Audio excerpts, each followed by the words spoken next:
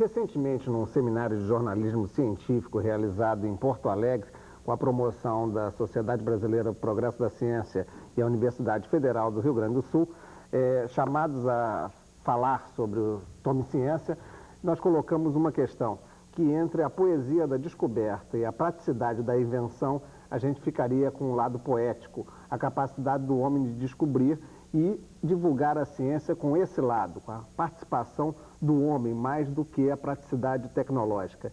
É exatamente um pouco dessa poesia que nós vamos mostrar hoje. A poesia da descoberta, ou como a habilidade do homem, todo esse envolvimento emocional do homem com a natureza pode ser explorada até como forma de dar os conceitos teóricos de ciência. É com o Espaço Ciência Viva o nosso programa de hoje. E eu vou começar a apresentar para vocês pessoas do Espaço Ciência Viva que trouxemos aqui. Inicialmente o Miguel Sete Câmara, que é coordenador de Física lá do Espaço Ciência Viva. Apresento também para vocês a Ana Cristina Chaves, que é coordenadora de Biologia, evidentemente, do Espaço Ciência Viva. E o Alberto Tornag, que é o coordenador de Informática. O Espaço Ciência Viva já esteve presente na fase anterior do programa, tem um de seus fundadores, o Maurice Bazin, que não se encontra no Brasil aí na época, mas como um dos consultores do programa. Mas, de qualquer forma, para quem está chegando agora, vamos começar pedindo ao Alberto para dar um estágio atual de como se encontra o Galpão, que é na Tijuca, um bairro aqui do Rio de Janeiro, né? Como é que se encontra o estado atual do Ciência Viva, até porque vocês tiveram enormes dificuldades de manutenção econômica mesmo, né? Como que vocês estão hoje em dia vivendo? Quantos anos já dessa experiência? O Ciência Viva existe desde 83. Em 87, a gente recebeu um galpão do governo do estado, né, e instalamos lá o museu permanentemente funcionando. Até o meio desse ano nós tínhamos um apoio da CAPES, apoio da FINEP, apoio do CNPq para manter o museu funcionando. Várias dessas verbas vieram diminuindo porque não tem correção e a inflação comeu o que a gente tinha direito. E particularmente em julho desse ano a gente teve uma limitação bastante grande das verbas da gente. Então, a partir de então, a gente teve que começar a abrir e funcionar, se manter, graças aos trabalhos que a gente fazia diretamente. Então, hoje a gente recebe escolas particulares, às quartas e sextas-feiras, e abrimos para o público aos domingos, e a partir de então a gente não pôde mais abrir isso sempre gratuitamente, que era o processo da gente, e a gente tem uma entrada opcional aos domingos. E a gente um opcional induzido, né? Não, ajudem a gente. Eu diria o seguinte, que essa entrada ela é opcional mesmo. Você pode não pagar, entra e pede me dar um ingresso gratuito. A maior parte das pessoas que faz isso, depois de um tempo lá dentro, ele volta e diz: eu não tenho dinheiro hoje, vou trazer no domingo que vem porque quero ajudar, vocês precisam continuar. E tem coisas, verdadeiras declarações de amor. Para facilitar um pouco o entendimento dessa início, essa introdução do que seja o Espaço Ciência Viva, eu vou pedir para o Paulinho Palace para já rodar algumas cenas que a TV tinha aqui sobre o Espaço Ciência Viva e pediria para o Miguel para explicar para a gente um pouco do que é que existe dentro desse galpão que nós já começamos a ver lá. Quer dizer, que tipo de experiências, coisas costumam ser feitas? Bom, basicamente a gente mantém a mesma linha desde que Ciência Viva foi criado, que é 83, que é deixar as pessoas terem acesso e trabalhar com alguns fenômenos naturais, né? Então, para ter acesso, os equipamentos, tem uma série de equipamentos e montagens dentro de Ciência Viva que permitem uma interação com as pessoas. Bom, no caso ali, são algumas experiências de ilusão, né? De ilusão de ótica. Agora está passando por um lado de sexualidade, que a gente trabalha com a questão sexual. Está tudo muito rapidinho, né? Está um pouco rápido, talvez, para mandar. Mas a ideia é que as pessoas tenham acesso, né, a experiências que normalmente estão na vida dela, mas que ela não tem uma capacidade de trabalhar, né, de explorar, de tentar descobrir alguma coisa, né? Desde um espelho, que acabou de passar, até trabalhos com computadores, que a gente tem contato até quando vai a banco ou vê em qualquer situação atual, a presença do computador às vezes até estranha, né? Porque ele é forçado, é associado a uma modernidade que não é só tecnológica. Bom, mas o principal é que as pessoas consigam trabalhar com os experimentos. Não, tudo está na mão das pessoas, né? A ideia é que elas não se sintam longe. Então os equipamentos são feitos com materiais de baixo custo, são feitos de maneira que a pessoa veja transparentemente como é que eles funcionam e que ela sinta a capacidade de trabalhar com isso. Bem, quem está vendo o Miguel falar já deve ter percebido que ele estava cheio de copinhos, coisas, é porque daqui a pouco nós vamos mostrar um pouco desse trabalho aqui também, ou seja, que tipo de conceitos são passados com essas experiências. Nesse mês agora que estamos, o Espaço Ciência Viva está voltado mais à questão da sexualidade, ou seja, as experiências, toda a parte de museu vivo, que é o Espaço Ciência Viva, está voltado para essa questão que está sendo coordenado pela Ana Cristina. Ana, como é que é tratado um tema que até certo ponto ainda é tabu, né? Para muitas famílias esse negócio é tabu e chega lá o sujeito tem, até eu me lembro, não sei se de agora vocês estão fazendo, mas eu me lembro de já ter visto lá, uma vez que visitei, você podia ver até um espermatozoide no microscópio e tal, ficar aquele negócio, pô, mas como é que chegou isso aqui, né? Quer dizer, fica um certo... Como é que vocês têm enfrentado isso? O que é que vocês têm tratado lá? Olha, ainda tem sim, tem os espermatozoides vivos, né? Quando a gente consegue um doador, a pessoa mesmo prepara a sua lâmina e coloca no microscópio, né? Antes do museu abrir. E é muito bom, né? Eu acho que a gente quase não tem... Já começa aí, talvez, a primeira curiosidade. Quanto tempo ele dá para ficar lá na lâmina em visitação, sem morrer? Ele fica 4 horas, 5 horas. Por causa o calor da luz, ela resseca, mas aí a gente troca a lâmina nesse intervalo e até o final da abertura do museu, o microscópio está lá, vivo, bonito, nadando, as crianças adoram, os homens especialmente acham assim, fascinante ver, né? Porque tem contato, mas nunca viram, né? Muito importante. Agora, além dos espermatozoides, a gente tem também o outro lado, que é os óvulos das mulheres, né? A gente tem um microscópio que tem uma lâmina, essa fixada, né? Não dá para ser diferente, em que a gente tem um corte de um ovário que a gente tem os óvulos. E é muito bonito. Agora, as crianças aceitam isso muito naturalmente, criança, adolescente, é um módulo muito visitado, né? Os adolescentes, em especial, enchem o módulo, né? E conversam, e discutem com o monitor e surgem altas conversas, bate-papos mesmo, né? Porque o monitor que fica, ele é uma pessoa jovem, em geral, né? A equipe de biologia é uma equipe jovem, e o visitante se sente à vontade em conversar qualquer coisa, e fazem 1000 perguntas, é ótimo.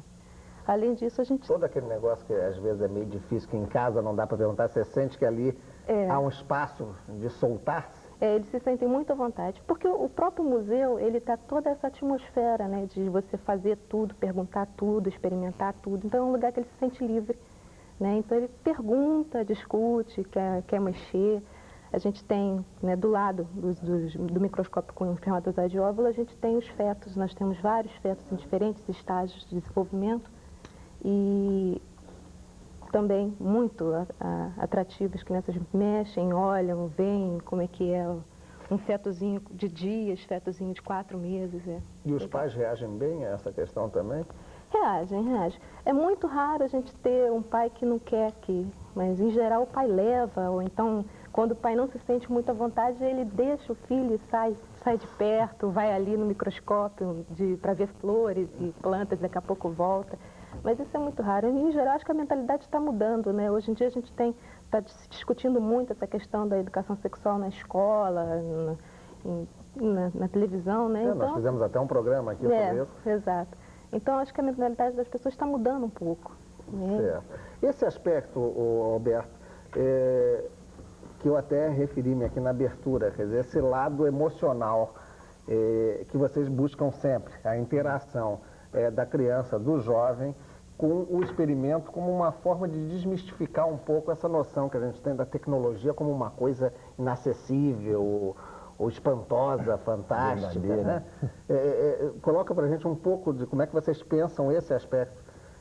Tem uma questão que é fundamental pra gente, na coisa mais geral de como é que se aprende. A gente aprende o que a gente gosta, né? Aprende a dar olé no futebol porque é divertido e você brinca e faz de novo. A perspectiva fundamental da gente é trabalhar com o prazer das pessoas. O trabalho é o tempo todo muito lúdico. E as pessoas têm que gostar de fazer isso. A Ana colocou agora uma coisa interessante a respeito de como é que o pai reage quando leva a criança. num certo sentido, a gente ganha o pai na hora em que ele consegue deixar a gente resolver um problema que para ele é muito difícil. Como é que ele trata isso com as crianças e ele consegue resolver outras coisas. É muito divertido você aprender coisas e conseguir fazer e não perceber que o outro sabe, né? Via de regra, o trabalho com cientistas, as pessoas colocam para ele a capacidade de entender o mundo. Bom, então o que você decidir eu vou fazer. E é muito agradável você começar a perceber que você pode decidir se quer energia atômica ou não, não em cima do que o outro pensa, mas em cima do que você descobriu o que é energia atômica, o que pode fazer com você, o que não pode. A gente corre atrás disso, que as pessoas conheçam as coisas e por causa disso vão trabalhar um pouco mais, conseguem aprofundar, e isso é muito agradável. Vamos partir já um pouco para a primeira experiência. Você já está com os papéis aí na mesa. Uma das coisas que vocês usam é a dobradura, né? O Ana, ajuda, tira um copinho aí da frente dele, para facilitar. Dê para a gente, Alberto, um dos exemplos de como é que vocês usam, por exemplo, na dobradura, um processo de descoberta das pessoas. Bom, a dobradura tem um aspecto especial que é importante para a gente, que é o seguinte: a gente faz isso com papel. Papel às vezes é difícil de conseguir, é caro, não é barato em todo canto, mas é dos materiais mais simples de se conseguir. Vou dar um exemplo de uma coisa, uma brincadeira gostosa que a gente pode fazer, dá para trabalhar uma porção de coisas. Vou fazer uma corujinha, né? Então tem uma historinha que acompanha essa corujinha. Ela vivia dentro de um armário. Esse é um papel quadrado, dobra no meio, marca no meio, e vou fazer um armário que está com as suas portas fechadas, né? Dentro desse armário, quando a gente abre, a gente descobre que lá dentro tinha a casa da corujinha.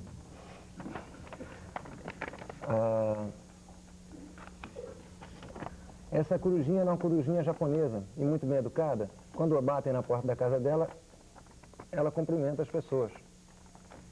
E como é japonesa, né, cumprimenta 2 vezes. Que me perdoe a comunidade japonesa se eu estou falando uma bobagem. E fica muito feliz, então ela prepara as suas asinhas para dar um abraço na pessoa que abriu a porta da sua casa.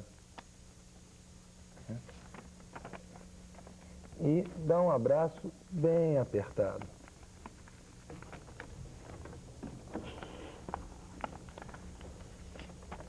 E ficou muito feliz. De tão feliz, ela dá cambalhota. Tem alguns conceitos interessantes que dá para trabalhar aqui com essa brincadeira. A historinha, obviamente, é dirigida para uma criança muito nova, né? Que não dá para entender, por exemplo, ainda o que é centro de gravidade, mas dá para perceber que existe, né?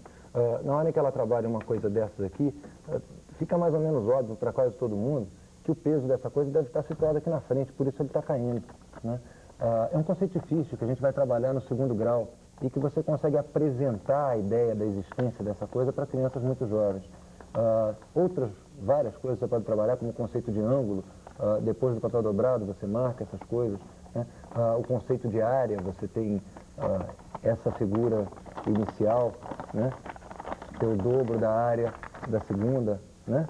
Que também tem a mesma coisa que essa daqui, o armáriozinho com a porta fechada. Milhares de conceitos que você explora, aí dá para você perder uma tarde inteira, tranquilamente, com as crianças, em cima de uma bobagem dessas, que é uma corujinha, que pode ser uma coisa agradável das pessoas brincarem. E a atenção sempre é muito grande das crianças? Olha, essa mesa de dobradura, ela tem uma coisa curiosa. Ela começa com pouca atração, porque é um papelzinho ali, né? Mesa cheia de papel, as pessoas não vão lá, tem microscópio, tem vídeo, tem não sei o quê, sala, célula gigante. As pessoas não vão para lá e a pessoa que está sentada começa a dobrar e bota uma corujinha dessa da cambalhota. Depois faz um sapinho que pula. E terceira coisa, já tem criança em volta e não para mais de ter criança o dia inteiro em volta, até o fim do museu. É um dos lugares em que a gente tem dificuldade. Na hora em que vai terminando, a gente tem que avisar 5 vezes, olha, a gente vai fechar e tal. As pessoas continuam fazendo. E o grande barato, saem de lá com pilhas dessas dobraduras para casa. Quer dizer, o trabalho que começa lá continua em casa. Eu acho que isso é o grande barato de um trabalho como esse, é que é um momento em que a educação não termina quando bate o sinal, né? Ela começa na hora em que bate o sinal e continua pela vida da criança dentro, né? É essa a perspectiva que a gente quer e isso que eu acho que a gente consegue na hora que mostra isso de uma maneira divertida, agradável. Certo. Nesse sentido mesmo, Ana, Do aspecto esse de sexualidade, vocês conseguem passar, ou a intenção, mais do que a curiosidade, é de passar que tipos de conceito, para que tipos de faixa, como é que vocês trabalham nisso, principalmente porque existem grupos que vêm organizadamente, né, de colégios durante a semana. Quer dizer, o que é que vocês trabalham de modo a que o professor tenha também, digamos assim, um trampolim para continuar uma explicação? Olha, lá nós temos painéis muito bonitos, né, do aparelho reprodutor masculino, do aparelho reprodutor feminino, e a gente conversa como que aquilo funciona, como se dá, né, como que é a anatomia e fisiologia da coisa. Isso é uma coisa que o professor pode continuar depois dentro de sala de aula, né, trabalhando essa questão. Agora, é claro, dependendo da faixa etária dos alunos que nos visitam, a gente trabalha essa coisa de modo diferente.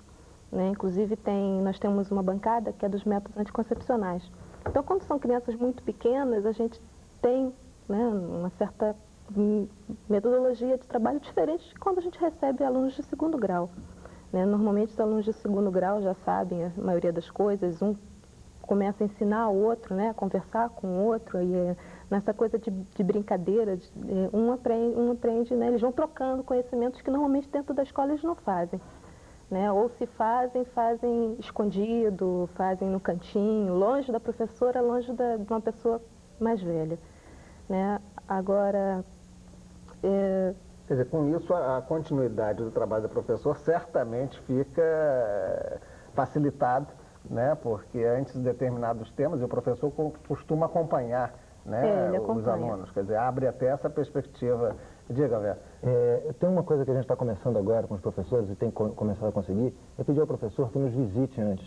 Ele vai lá antes, visita e ele prepara a turma para isso. Então, o trabalho com a gente não tem a preocupação de dar uma aula lá. O museu está aberto, as crianças vão brincar onde quiserem e, num primeiro momento, é brincar mesmo.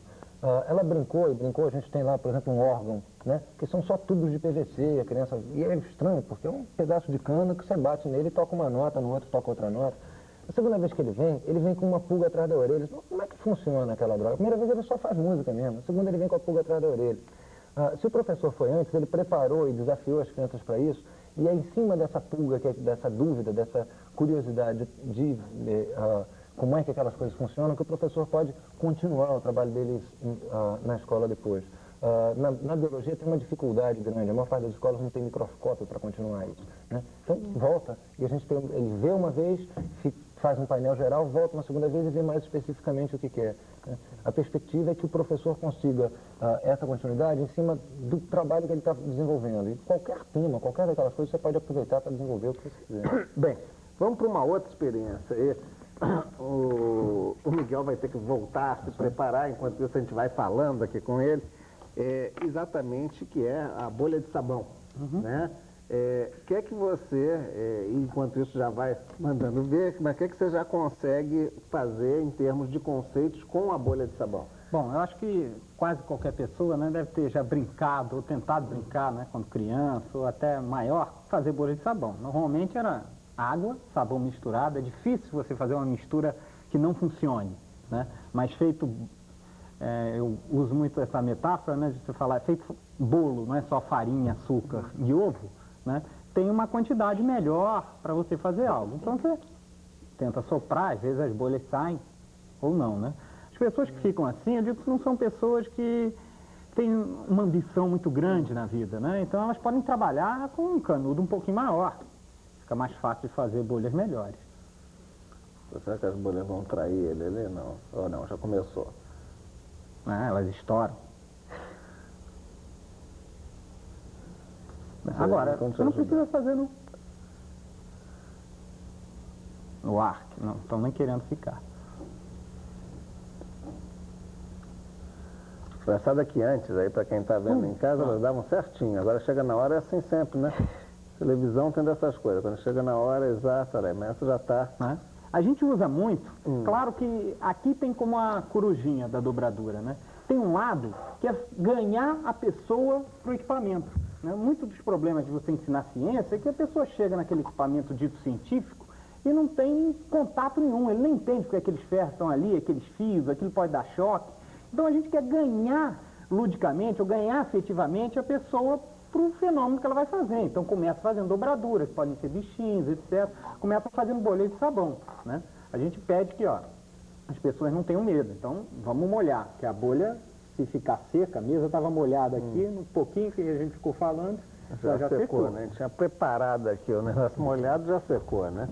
Primeiro, não ter medo de... Se alguém quiser fazer isso em casa, a gente sugere que não acenda os refletores todos. Que certamente seca, né? Então, uma coisa que as pessoas não fazem muito é fazer bolhas na mesa. Que beleza agora. Pô, será que você não vai conseguir? Não, tá conseguindo, olha aí. Né? E elas vão ficando. Isso a gente já começa a notar que ali tem um pouco daquela mistura, parece um... Pelo menos aqui, não sei se em casa com clareza para quem tem televisão, a cor já dá uma mistura de cor que parece um arco-íris ali, começa né? a aparecer cores aqui, não sei se vai... Talvez se conseguir fechar em exatamente, cima é capaz de enxergar, né? Essas cores é o conceito mais difícil em cima das bolhas de sabão, né? São cores em cima de... Olha, a reflexão na mesa, aqui na frente, ó. Estourou as bolas todas, é? Sim, mas com uma só dá pra gente até perceber, né? Já. Aparecem mais as reflexões coloridas aqui na frente da mesa. Você tá vendo ali pelo monitor, já tá dando pra... Tá vendo? Tem cores vermelho, tá mudando até de cores. Aqui no canto. Tá dando pra perceber, assim, esses Né? brilhos. São essas cores a gente tá vendo direto. Na Daqui. bola. Então isso é o conceito mais difícil, que é um conceito de você separar as cores que tem numa luz branca por interferência e reflexão, né? Uma criança, se for pequena, não vai estar nem aí, é um conceito muito difícil para ela. Agora, desde, vamos dizer, crianças pequenas, tem um problema de trabalhar com bolhas de sabão e fazer controle de respiração, né? Minha filha, por exemplo, quando soprava, ela fazia a bolha, soprava e chupava, então tomava mais detergente do que fazer a bolha de sabão, né? Tem uma coisa que antigamente, né, eu já não peguei isso, que mesmo em escola de segundo grau, se ensinava geometria descritiva, e tinha muito uma questão de você treinar a visão de terceira dimensão, né? No momento que você começa a fazer muitas bolhas, uma do lado da outra,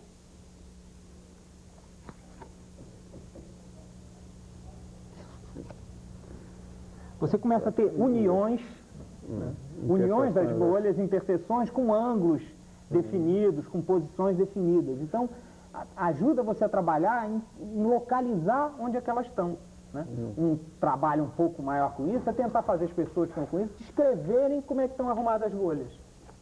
Descreverem o que você pode fazer. Que ângulo é aquele? Que ângulo tipo é aquele? de curva? Até que ideia de ângulo é essa, né? O que é isso de parede? O que é um ângulo que não é dois tracinhos desenhados? Ângulos de parede, né? O que são cantos? Claro que a gente tem coisas muito mais bonitas, talvez, para fazer, né? Que às vezes você pode dizer, não, serve para quê na escola? Vou dizer, olha, só serve para dar motivação, que é uma das coisas que a escola menos consegue fazer. O motivação, a gente tem falado muito em escola de aluno, até para os adultos trabalharem com coisas que eles já deixaram para trás, né? Ganhar os adultos assim. Eu vou pedir a ajuda do Alberto aqui para a gente fazer uma não muito recomendável para a saúde, como a gente vai fazer aqui. Essa vai brincar aí com... Ó, o importante só é que isso aqui é foto descartável, né? Cortado. Isso aqui é um detergente que se conseguiu arranjar por aqui. Vamos lá. Molha bem, tá bom. Aqui é a mesa. Eles aí já estão se preparando aqui com uma fumacinha de cigarro.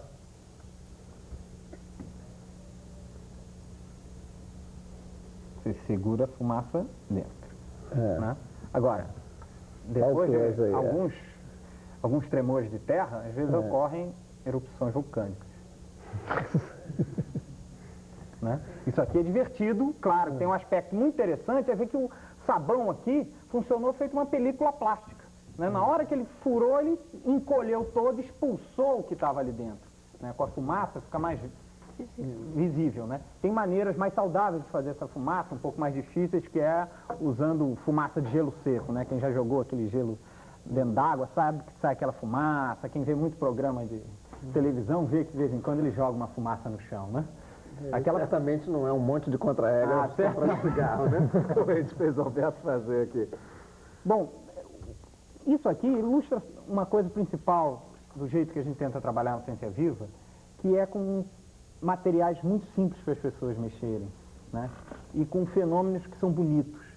Né? Mesmo esse bonito agora dá a ideia de toda a tensão, né? Porque a gente não imaginava que ia estourar quando você metesse o dedo, não ela sugar, né? A borracha já é um conceito que talvez possa ser trabalhado aí na área de física, sua formação é de física. A minha formação é de física e eu trabalho... Quer dizer, lá no Ciência Viva, depois de 5 anos, é difícil você dizer se eu fui apresentado até como coordenador da área de física, mas eu trabalho com outras coisas que a gente pode não classificar como física, né? Porque na hora que você começa a colocar na mão das pessoas experimentos para elas mexerem, aí você tem um conceito de interdisciplinaridade que muito se fala. As pessoas não se restringem a olhar só fisicamente ou para matemática, por exemplo, daquela dobradura ali. Ela vê de uma maneira geral como a gente vê. Né? A gente só quer tentar dar uma visão científica, que a gente encara como uma visão científica, uma visão que tem uma organização de uma certa maneira. Né? Agora, uma visão gostosa da pessoa mexer. Né? Certo. Bem, vamos para começar a facilitar quem queira participar e reproduzir essas experiências. Vocês estão dando agora aula também, quer dizer, aula no sentido formal pode parecer até esquisito, mas vocês estão tentando reproduzir esse processo até com normalistas, né, Alberto? Vocês estão fazendo trabalhos nesse sentido como uma forma de incentivar o próprio ensino da ciência nas escolas. A gente tem o normalista, estudante que vai estar se formando para ser professora, ela tem uma cadeira que é prática de ensino. Né? No último ano ela tem que praticar, né, acompanhando a professora, e a gente oferece uma parte da prática de ensino dela. Então estamos com um convênio com um colégio com um colégio normal e com uma licenciatura, tá? Em que as pessoas fazem uma parte da sua prática de ensino conosco. Então aprendem a fazer uma experiência, desenvolver a experiência, montá-la, mantê-la e trabalhar com as crianças com isso. Né? Essa menina sai de lá certamente com mais habilitada e acreditando que é possível você trabalhar alguns conceitos com experimentos simples que ela pode fazer rapidamente com seus alunos. Né? Vocês têm um sistema, como você explicou no início, que convênios com escolas particulares até dão recursos, até porque para comprar o papel e sair fazendo dobradura aí a rodo não é fácil, né? E essa visitação que é aberta ao público com essa colaboração que ele dá na entrada. Se houvesse certamente o interesse do público comum, que porventura seja do Rio ou que venha ao Rio, era bom dar o endereço local e do ponto de vista de grupos que queiram, como é que seria essa relação, era bom esclarecer. Queria vender mais um peixe, pode? Isso. Estamos procurando parceiros, parceiros que se interessem com esse trabalho, que queiram investir numa coisa dessas e que acreditem que possam, que esse investimento vale para a imagem da sua empresa ou coisa parecida. Né? A gente precisa muito manter esse trabalho funcionando e a gente acredita, né, temos algumas empresas que têm nos ajudado e colaborado na manutenção de alguns experimentos. Essa é uma das coisas que a gente está buscando para que a gente possa oferecer ao professor que hoje não pode pagar por esses cursos, né, esse curso a um preço acessível. Né? Então a gente está fazendo isso de graça com escolas públicas, mas isso tem um custo alto para nós. Então a gente está procurando empresas, entidades que se disponham a apoiar esse trabalho da gente. A gente oferece outras coisas, não exatamente cursos, mas oficinas de dobradura, de informática, educação, de microscopia, de física da luz, do som, de percepção, para professores e para crianças. Para professores com a ideia de formar professores para trabalhar isso de uma maneira simples na sua escola. E para crianças para aprofundar esse trabalho. Como nós estamos com já o tempinho em cima, aí aproveita e dá logo o endereço do telefone que o pessoal pode fazer contato. Telefone 204-0599. Endereço é Avenida Heitor Beltrão, sem número, esquina de Rua Pareto. É a uma quadra da Praça São Espinho. Na Tijuca, aqui no Rio. Tijuca do Rio. O telefone, evidentemente, do Rio, 021, para quem se interessa de fora. Repita, então, o número. 021-204-0599. Bem, agradecemos a presença de vocês aqui, já que está na área comercial, de comercial, né? Embora seja um comercial bastante adaptado à característica da TV educativa. Eu deixo também a caixa postal 3916 do Tome Ciência para qualquer sugestão, crítica, até apoio, se quiser dar também. Nessa altura, vamos embarcar nisso. E, agradecendo a atenção de vocês, convidamos para, na semana que vem, vocês darem mais uma força ao nosso Tome Ciência. Até lá, então.